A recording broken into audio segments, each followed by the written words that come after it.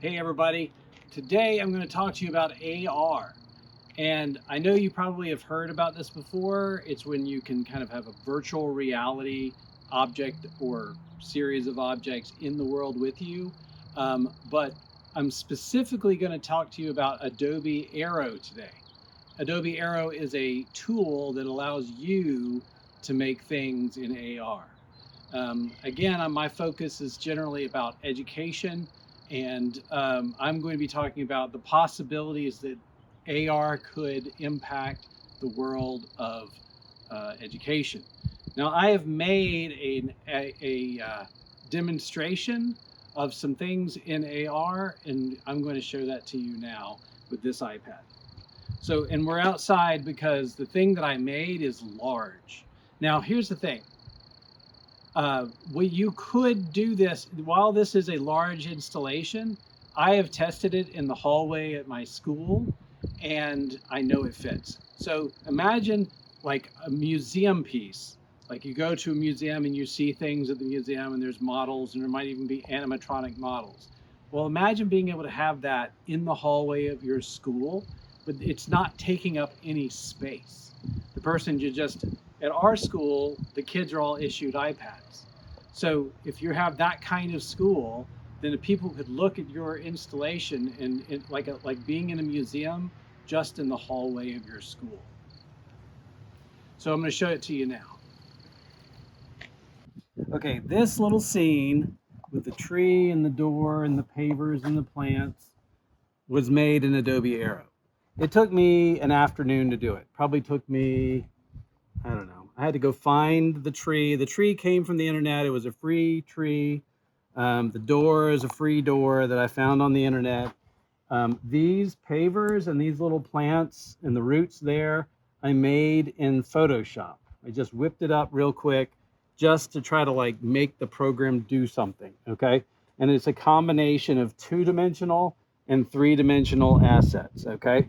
And again, one of the things I like about this particular program is that it's fairly easy to create for a person that's not very technical, which is why I'm sharing it with you.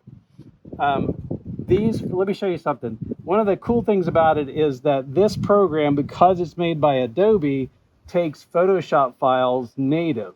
In other words, it imports the whole PSD file, and the layers are saved. The layers are there. So watch this. As I come down like this, you're going to see that the plants are moving in kind of a parallax, which is to say that they are not on the same level as the stones. So as I come up like this, can you see how the plants are moving separately from the stones? Because you can, in the program, you import the layers and then you can set the distance between the layers. All right, so now this door over here will animate. This was very easy to set up. If I tap on it on my screen, on my iPad screen, this is what you see. Okay, so it's like a portal to another world. And I didn't make the thing go farther than this, but I could set it up to where when I tap on the glowy pink circles or ovals, then the scene can change to something else. Okay, so you can build little programs in there and make it do all kinds of stuff. The other cool thing is, and I didn't show this to you, but before the door opened, the ovals were not there. Like if I just walked around the door and shown you, then you would have seen that the ovals were not there. But then when the door opens, they are revealed, so that but it's all like just 2D assets. One of the benefits of that is it's so much easier to make 2D assets. And it's so much faster. Like I said, maybe this whole thing probably took me 3 hours to make in Adobe Aero. This is in the software. Let me show you that I'm actually in Aero, Adobe Aero. You see that at the top there. Now, one thing I want you to know is that Aero is actually in beta right now. As of, right now it is April of 2025, and it's still in beta. But I looked at 3 different editing softwares, and of the ones I could find, they are, first of all, they're all in beta. I think they're in permanent beta. That's probably just, plausible deniability. So the bottom line is your mileage may vary, but I had good results with this piece of software. All right, so first thing you need to know is that these right here are the things that are in the project. Okay, these things right here. This is my ground. You remember when I told you that? Let me try to back this up. You remember when I told you that it would take a Photoshop file? So this is the Photoshop file. It is. They are in different layers. The stones are on one layer, and the plants are actually on two layers, and the roots are on one layer. And then if you go over here, the tree sample, there's my tree, and then there's my old wooden door, and then the ellipses are the things behind here, right? Like that, right? And they're back there, but when you actually go live, they disappear, okay? So there are 3 different ways that you can anchor your AR, okay? So what it means by anchor, like how does it know where to put it? If you want it to be something that somebody walks into, you probably want it to be a horizontal surface anchor. In other words, I wanted somebody to be able to walk up to the door in my project, so I wanted a horizontal surface, so you don't want the thing floating up, landing on a table, etc. Right? You want it to stay on the floor. Now, this one, in this one for the horizontal surface, I'll show you some of the other options. Let me get out of the way here for a second so I can show you the other ones. So there's horizontal surface, there's vertical surface, there's image, and location. So let me just explain that briefly. Vertical surface would be something that you want to be looking like it's on the wall. Okay. And horizontal surface is something that you want to appear to be on the floor. Image would be like you can have, and you may have seen something like this, if you have like a postcard or a sheet of paper and you want the image to appear to be on that paper. And if you turn that paper around, then it will still appear to be stuck to that paper. And the way that works is that there is an image on the paper that it is saying, oh, I'm looking for that image, and I'm sticking the AR image to this image on the paper. I've seen people do this with business cards, things of this nature. You can have, but here's the catch, okay? The image is saved like the size of a postage stamp. I think, like if you think of like thumbnails. So the images that do the best are ones that are still recognizable when they are the size of a postage stamp, or as I said, like a thumbnail on YouTube. If your image is just like words on a page and you shrink it down and the computer is going to save it at about the size of a postage stamp, then it's not really going to be able to recognize it, okay? You really want something that is easily recognizable even when if you shrunk it down really small, to be your image that is your, what they call your anchor image, okay? So in the classroom, if you wanted the students to be able to do this, like sitting at their desk, then you could have like a piece of paper that you've printed off and it has this image on it.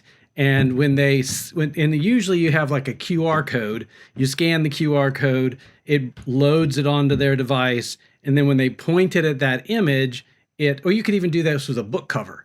If there's a book that you're studying and you want to do an AR for that book, you can use the book cover image as your image, right? Because usually somebody's gone through some trouble to make sure that that book looks unique on the front, right? Now, finally, location. Location is going to be like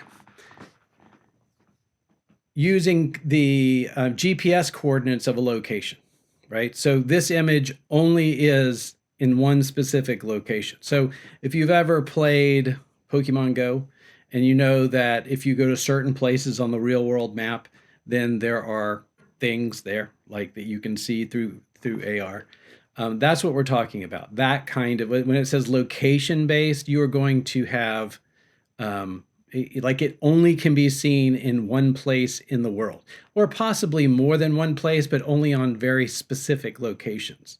So I was thinking at our school, I might do something like, we have this big eagle costume because we're the Eagles, and I could get somebody in the eagle costume, try to scan them in the eagle costume dancing, and then have that in front of the school, and you scan a little QR code that's on a post, and you can see the giant eagle person dancing, right? But they are only there. Like you have to go to the school to see it. That is what a location-based AR event is going to be like.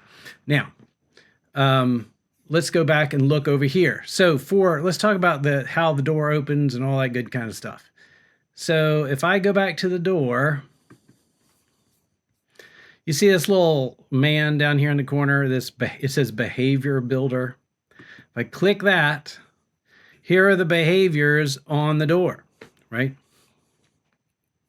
This warp here that I'm clicking on, these are the pink ovals that are associated with this door, okay? This is the door animation that makes it open, right? And notice that this particular asset has the animation is actually that the door opens and then the door closes again. So I don't want to play the whole thing. I just want it to open. So that's why I've drugged this in to make it shorter. And then you can also adjust the speed. The speed is 1x in here. Let's see. There's a transition. There's use relative position. How many times do you want it to do it? Like if you were going to do something like a fish swimming, right? And it's got its tail got to go back and forth. You would probably not have that. You'd have that animation just repeat itself so that the tail seemed to be, going back and forth. And then you could just move the fish around, right? And then there's also infinite, which means just keep doing it forever, right? Kind of loop. So this is how the animations happen. The animation on this door was on the model. So it's playing an animation that was on the model. If you want it to animate, you're not going to do it in this program other than you can have it move. Like you could literally have something just kind of move around in a circle or move across the floor or move around on the wall if it was a wall-based one, but it's not going to animate in the way that like the door might open, right? It's not going to do that kind of animation. You could use a program like, let's see, Blender, right? Something like that. But you got to know how to do that. And I can tell you that I was trying to make this work in a different program, and I just got some feedback saying our program can't really play half of it and then the other half. So what you really need to do is go back and create 2 animations in Blender or something similar and then do it. And so I tried to do that, and I spent probably a day on it, and then I just said, you know what, I'm just going to look at a different piece of software, right? Now I may yet go back and figure out how to run Blender, but I'm telling you that it's like falling down a well. It's a deep hole, and if you don't know how to do it, you can figure it out by using YouTube videos and stuff, but it's not going to be something that you're just going to knock out in 3 hours like I did with this, okay? So you can find assets online that have animations already attached, okay? It'll just say that it does. It'll say what it does. It'll probably let you click on a little button and see a video of it doing all the things that it does. All right, so these behaviors down here, this was all just a matter of dragging. It says, you see where it says plus action? So I can just add these kind of things. There's show, there's hide, there's animate using the animation on the object, etc. So anyway, I found this to be this is comparatively easy. They also have a bunch of free assets just in here. And they are like here's a bunch of abstract shapes. Here's a bunch of chairs and tables and things of this nature. There's just a bunch of them here. If you decide to get this, go ahead and download it. This app, Aero, is free. Now here's the catch. One of the things that makes this really strong is its integration with Photoshop, and Photoshop is not free. In fact, Photoshop is fairly expensive. There is education discounts on it, but it's still it's still like $20 a year or something like that for education, even with the education discount. Is it a really good program? Yes, it is. Can you justify paying $20 a month for it? I don't know. Depends on what you're going to do with it, right? Your schools might buy it for you. It just depends. It depends on if you can convince them to do it, I guess is what it comes down to. However, if you end up making your pictures with, say, Canva, which is very popular with teachers, it will work. It just won't import them in layers. You'll just have to make each layer separately, import each layer separately, and position them in there. Just position them in there. It's still going to be faster to use 2D assets than it's going to be to try to make 3D assets, especially if you don't already know how to do it, right? So what I did here again is I just wanted to pick out just a couple of 3D assets because I feel like if you're going to do AR, there needs to be this sense of space. There needs to be like, it's actually a different experience if you walk over to the other side of it than if you stay in one place. If your scene looks the same from 2 dimensions, like in 2 dimensions and 3 dimensions, then why didn't you just do it as a picture and be done with it, right? In my opinion, it should be adding something that you can walk all the way around your scene, right? Again, if that's not the case, then why are you doing it? You can put signs in here with text. You can, and they could even possibly just float in the air, right? Because they're not actually real, so they're not actually going to experience gravity. You can just do all kinds of things. You can have things change into other things. You could have some big button, or like I said, I could click on in my case, the warp, and the scene could completely change. There's just a lot of things that you could do. But the more you do, the more time it's going to take. So this is the kind of catch in my mind. The amount of time we're trying to talk about it, I cannot imagine this being so interesting that my kids in my class would want to do it over and over and over again, right? It would be something that they would go, hey, kids, we're going to go out in the hall, we're going to do this. And they would do it for one class period, and then they would kind of be done with that, right? And then, of course, you can reuse it next year, or if you teach a semester class next semester. But I feel like for this to really be having any to justify the amount of time that it would take to make something really good, I feel like you would have to be sharing it with a lot of teachers. Like you would have to be like, if every teacher in North Carolina found this useful, whatever it was, then it would be totally worth the time that it was going to take to put this together. But we're talking about something. Now this here, like I said, is just a demo. It doesn't inherently have educational value, but it was really just me testing a few things, putting an animation on a 3D object, importing a 3D object, adding a few, 2-dimensional assets, et cetera, et cetera. So I just wanted to try it, and I tried it. And I made it do something that I thought was pretty cool, and I hope you did too. Thank you for taking a look at this video. Please like and subscribe. I'm continuing to try to make videos on things that have to do with education, especially things that have to do with technology and education, because I have a lot of interest in those 2 things. And and sometimes I will do things on games, and games possibly that are educational. But I love all these things, and I really appreciate you joining me for this video. Have a great day. Bye-bye.